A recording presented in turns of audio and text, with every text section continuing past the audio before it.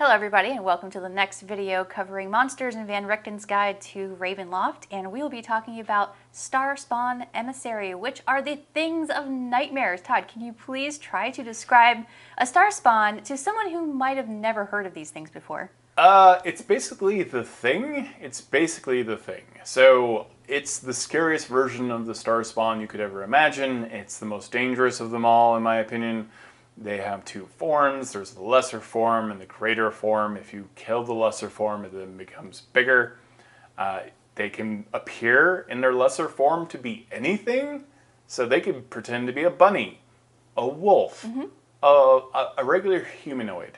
Because they have no misplaced pride. Yes, they are telepathic. They're deeply alien in their intelligence. And because they're telepathic, they can speak any language. I believe they can also teleport on top of all of this. They're very, very dangerous. This is it is pure cosmic horror.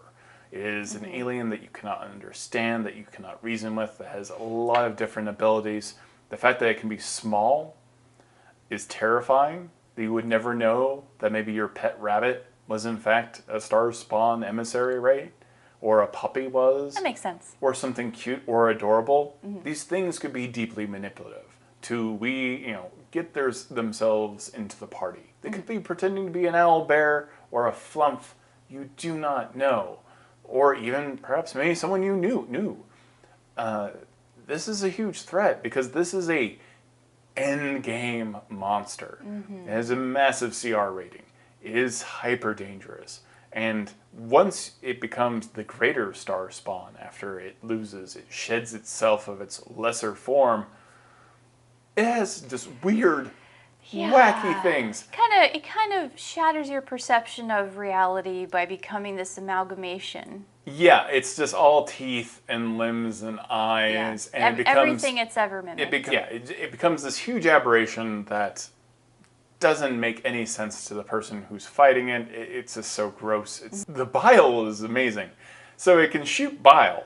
And if you fail your dexterity saving throw, for everyone who does, a gibbering mouther appears next to them and starts fighting them. So this Starspawn can just make more. It can just make more horror. So then you have gibbering mouthers all over the place on top of it, and you're fighting this thing as well. Oh, thank God. It's just a monster inside a monster, and it kind of speaks to the T-Rex that could throw up, the undead T-Rex, basically, that threw up zombies, in Chult. This is a cosmic horror, a Starspawn that can just vomit gibbering mouthers everywhere. I don't know, first off, I'm going to make you take a stress check of some kind, or, a fear check. Yeah. And on top of this, you are deathly afraid. You should be afraid.